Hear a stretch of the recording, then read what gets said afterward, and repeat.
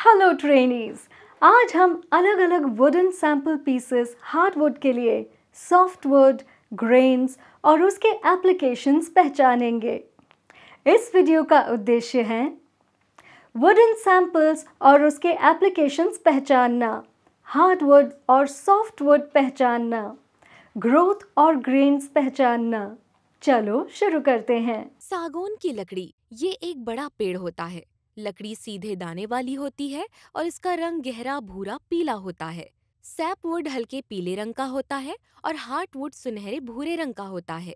ये कठोर और भारी लकड़ी है जो 12% नमी के साथ प्रति घन मीटर लगभग 650 किलोग्राम का वजन रखती है। सागौन की लकड़ी का उपयोग जहाज निर्माण, फर्नीचर क्राफ्टिंग और कैबिनेट बनाना। इस लकड़ी को देवदार कहा जाता है। ये छोटी शाखाओं एवं नुकीली पत्तियों वाले सीधे लंबे तने में पाया जाता है। ये आमतौर पर 1200 से 3000 मीटर तक की ऊंचाई पर पाया जाता है। पेड़ में छोटी शाखाओं के साथ एक ऊंचा सीधा तना होता है।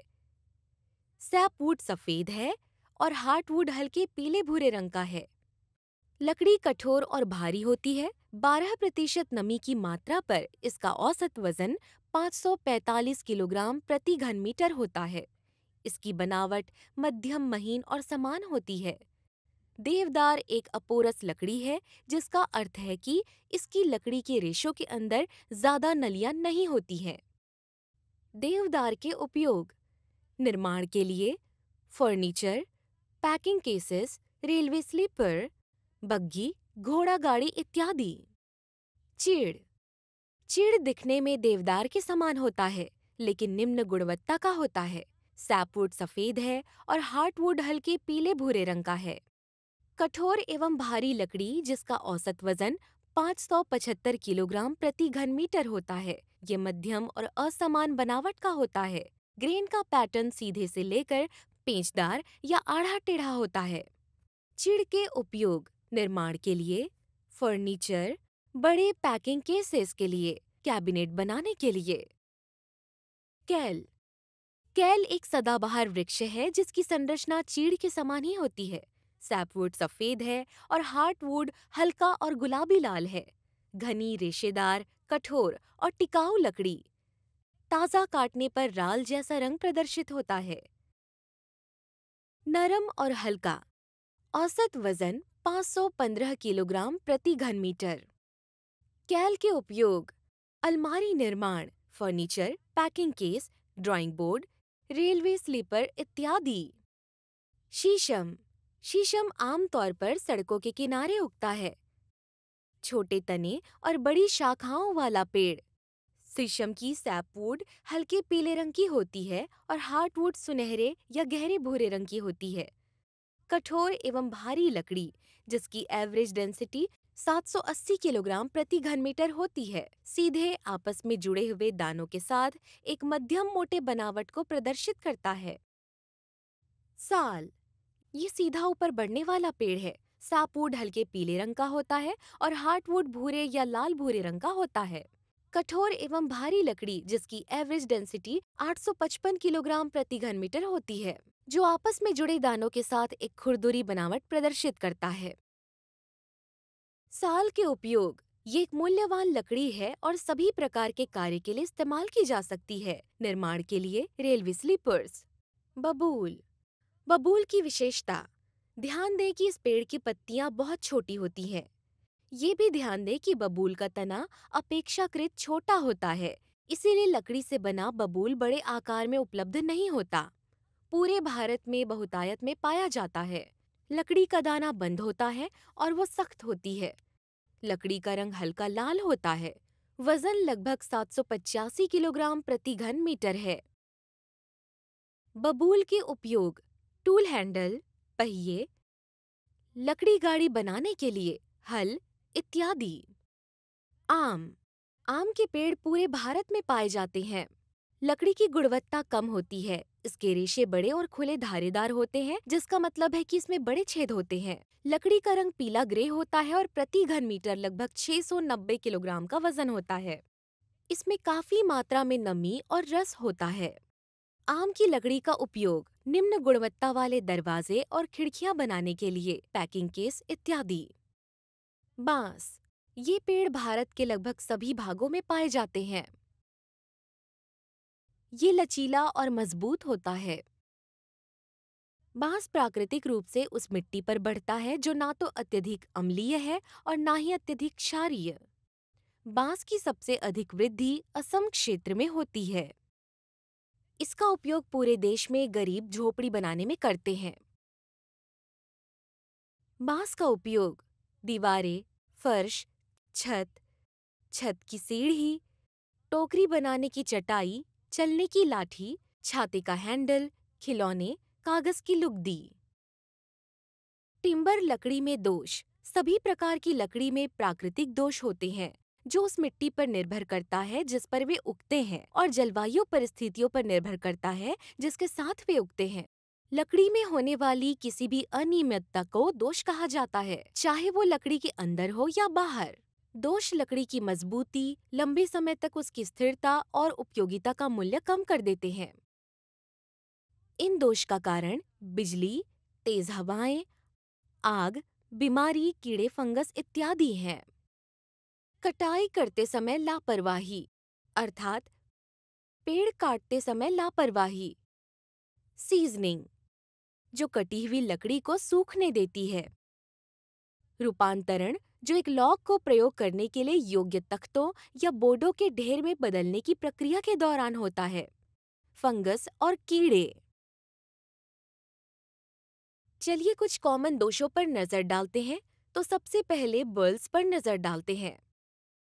तने पर किसी चोट या जलन के कारण पेड़ के किनारे पर असामान्य वृद्धि हो जाती है, इसे बर्ल्स कहा जाता है। केस हार्डनिंग, केस हार्डनिंग लकड़ी की बाहरी परत की एक स्थिति है जहां लकड़ी असामान्य तरीके से कठोर हो जाती है। इसकी वजह से पूर्ण सीजनिंग या बाहरी परतों का तेजी से सूखना होता है। गिर जाना, कोशिकाओं का सिकुड़ना अत्यधिक या असामान्य रूप से सूखने के कारण हो सकता है।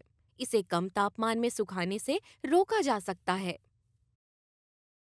बोइंग, बोर्ड की चौड़ी सतह के साथ समतल से एक वक्रता, ये सीजनिंग के दौरान असमान सिकुड़न या असमान सूखने के कारण होता है।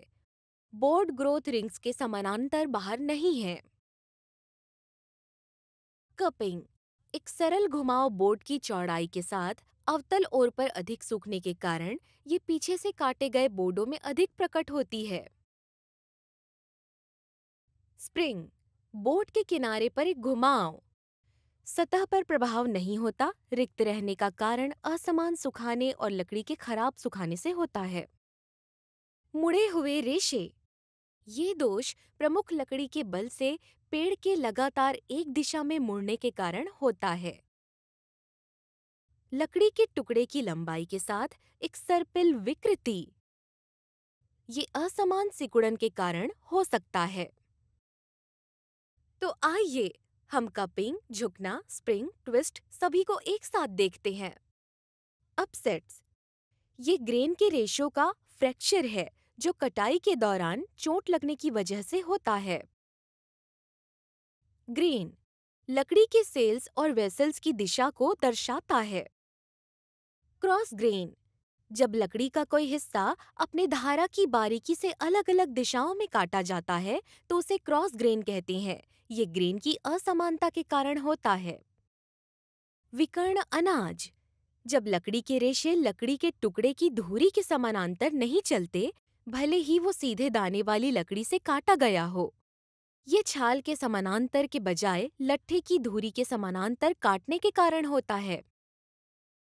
इंटरलॉक ग्रेन, जब लकड़ी के परतों के रेशे स्पाइरल रूप से विपरीत दिशाओं में झुके होते हैं, इस दानेदार सतह को समतल करना कठिन है। इसका उदाहरण क्वींसलैंड मैपल है जो रिबनधारी की आकृति देता है। स्पाइरल अनाज, ऐसा तब होता है जब रेशों ने पेड़ के तने में एक स्पाइरल दिशा ले ली हो, जैसे कि पेड़ को मोड़ दिया गया हो, जिसका कारण ठीक तरह से बताया नहीं जा सकता।